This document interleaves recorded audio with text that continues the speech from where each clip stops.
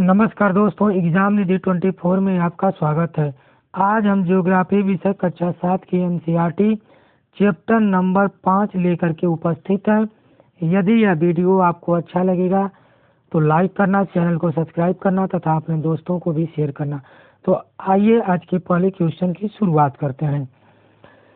समुद्र में सर्वाधिक मात्रा में पाया जाने वाला लवण है sodium chloride, magnesium chloride, aluminium chloride, एक से अधिक, इनमें से कोई नहीं। तो समुद्र में या समुद्री जल में सर्वाधिक मात्रा में पाए जाने वाला लवण सोडियम क्लोराइड होता है, जिसका रासायनिक सूत्र NaCl होता है। तो इसका सही जवाब होगा option number A. Question number 2, महासागर की औसत लवणता कितनी होती है? 25 प्रति 1000 ग्राम, 35 प्रति 1000 ग्राम, 30 प्रति 1000 ग्राम, एक से अधिक, इनमें से कोई नहीं। तो महासागरीय जल की औसत लवणता PPT में मापी जाती है और यह 35 प्रति 1000 ग्राम होता है। तो इसका सही जवाब होगा option number B. Question number 3, मृत सागर की लवणता कितनी है? 225 ग्राम प्रति लीटर, 350 ग्राम प्रति लीटर, 340 ग्राम प्रति लीटर, एक से अधिक, इनमें से कोई नहीं।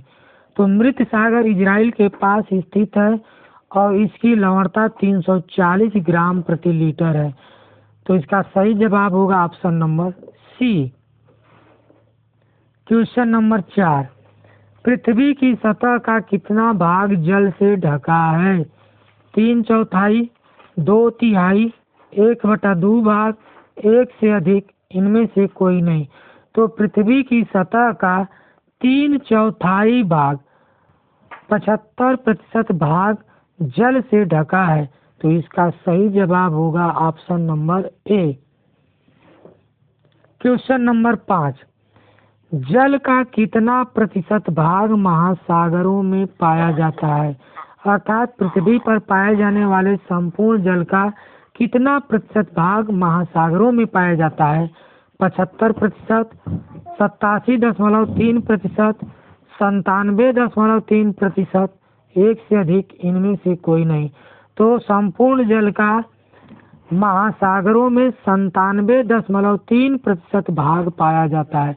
तो इसका सही जवाब होगा 97.3%, अर्थात option number C. Question number 6, विश्व जल दिवस मनाया जाता है 22 फरवरी, 22 मार्च, 22 अप्रैल, एक से अधिक, इनमें से कोई नहीं। तो हम बात करें 22 मार्च को जल दिवस तथा 22 अप्रैल को पृथ्वी दिवस मनाया जाता है। तो मार्च में जल दिवस, तो इसका सही जवाब होगा ऑप्शन नंबर बी, 22 मार्च। क्वेश्चन नंबर 7, सुनामी किस भाषा का शब्द है? जापानी, फारसी, चीनी, एक से अधिक, इनमें से कोई नहीं।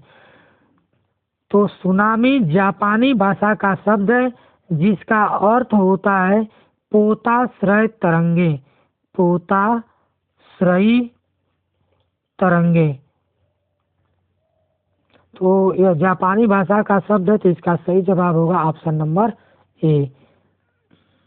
क्वेश्चन नंबर 7, सुनामी कब आई थी? 2001, 2003, 2004, एक से अधिक, इनमें से कोई नहीं। तो सुनामी 26 दिसंबर 2004 में आई थी,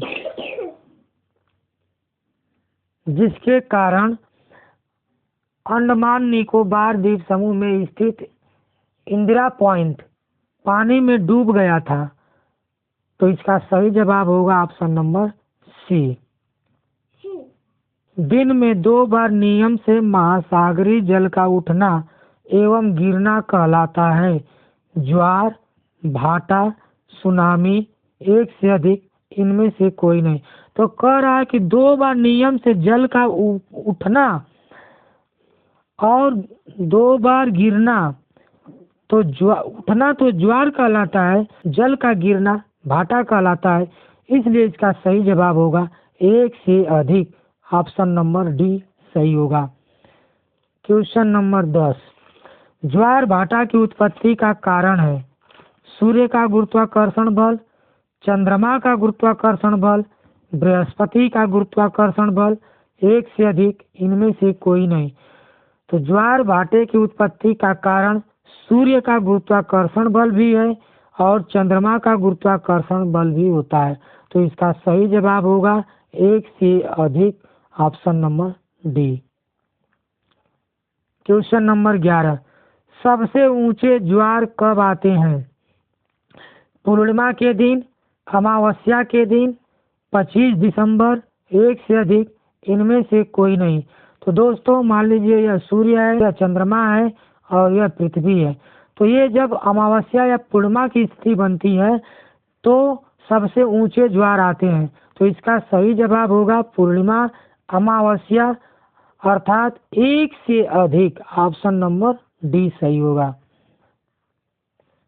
क्वेश्चन नंबर 12, हमबोल्ट की धारा चलती है। हमबोल्ट की धारा को पेरू की धारा भी कहते हैं। प्रशांत महासागर में, हिंद महासागर में, अटलांटिक महासागर में, एक से अधिक, इनमें से कोई नहीं। तो हम बात करें, यह हमारा दक्षिण अमेरिका है और दक्षिण अमेरिका के पश्चिमी तट पर एक धारा नीचे से ऊपर की तरफ चलती है और इसी धारा को हमबोल्ट या पेरू की धारा कहते हैं। और यहाँ पर यह जो सागरी वाला भाग है यह प्रशांत महासागर है। तो इसका सही जवाब होगा option number A. Question number 13, सबसे तेजी से चलने वाली जलधारा है। लेब्राडोर धारा, गल्फ स्ट्रीम, ओयासियो की धारा, एक से अधिक, इनमें से कोई नहीं। तो सबसे तेजी से चलने वाली धारा गल्फ स्ट्रीम की धारा है जो उत्तरी अटलांटिक महासागर में चलती है। यदि हम थोड़ा सा मैप बनाएं तो यह हमारा हो जाएगा दक्षिणी अमेरिका और यहाँ पर हम लोग बात करें तो ये हो जाएगा उत्तरी अमेरिका और यहाँ पे हो जाएगा अफ्रीका और ये हमारा हो जाएगा यूरोप। तो यहीं पर अगर हम बात करें यह विषुवत रेखा गुजरती है तो यहाँ से एक जलधारा चलती है ऐसे करके यहाँ पर जाती है। तो यही जलधारा जो होती है गल्फ स्ट्रीम के नाम से जानी जाती है। दुनिया की सबसे तेज चलने वाली जलधारा है। तो इसका सही जवाब होगा option number B, Gulf Stream की धारा। क्वेश्चन नंबर 14, किस जलधारा को यूरोप का कंबल कहा जाता है?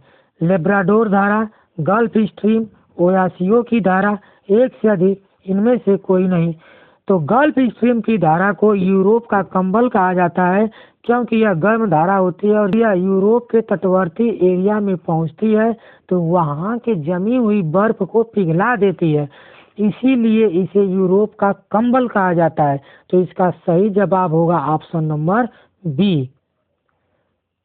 क्वेश्चन नंबर 15, सामान्यतः गर्म महासागरीय धाराएं उत्पन्न होती हैं ध्रुवों के निकट, भूमध्य रेखा के निकट, महासागरों के पश्चिमी तट पर, एक से अधिक, इनमें से कोई नहीं।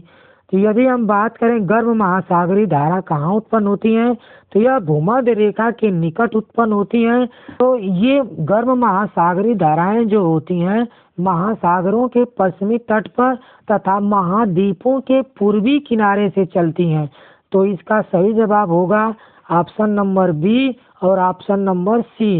इसलिए इसका सबसे उपयुक्त जवाब होगा एक से अधिक, अर्थात option number D. Question number 16, यह आज का अंतिम क्वेश्चन है। वह प्रक्रम जिसमें जल लगातार अपने स्वरूप को बदलता रहता है, महासागर, वायुमंडल एवं स्थल के बीच चक्कर लगाता रहता है, क्या कहलाता है? जल चक्र, ज्वार भाटा, महासागरीय धाराएं, एक से अधिक, इनमें से कोई नहीं। तो यदि हम बात करें मान लीजिए यह महाद्वीप एरिया है, महाद्वीपी भाग है और यह महासागर है। तो यहाँ पर जब सूर्य की किरणें महासागरों पर पड़ती हैं तो यहाँ का जल गर्म होकर के ऊपर उठता है, और जब गर्म होकर के ऊपर उठेगा तो ऊंचाई के साथ तापमान में कमी होती है, और यह ऊपर उठा हुआ जल तापमान में कमी के कारण संघनित होता है, जिससे बादलों का निर्माण होता है। और बादल का निर्माण होने के बाद और टेम्परेचर जब कम होता है तो वहीं जल वर्षा के रूप में धरातल पर आने लगता है, और पुनः यह धरातली जल बह करके समुद्रों में चला जाता है। तो इस तरह से एक जल चक्र का निर्माण होता है, जिसे हम जल चक्र के नाम से जानते हैं। तो इसका सही जवाब होगा ऑप्शन नंबर ए। मित्रों, यह आज का अंतिम क्वेश्चन रहा। यदि यह वीडियो आपको अच्छा लगा हो तो चैनल को सब्सक्राइब करिएगा, अपने दोस्तों को भी शेयर करिएगा, और इस वीडियो का निःशुल्क PDF प्राप्त करने के लिए आप टेलीग्राम चैनल पर जा करके एग्जाम निधि 24 को ज्वाइन करिए, आपको इसका PDF मिल जाएगा। हम लोग मिलते हैं एक नए वीडियो के साथ, तब तक के लिए नमस्कार, जय हिंद।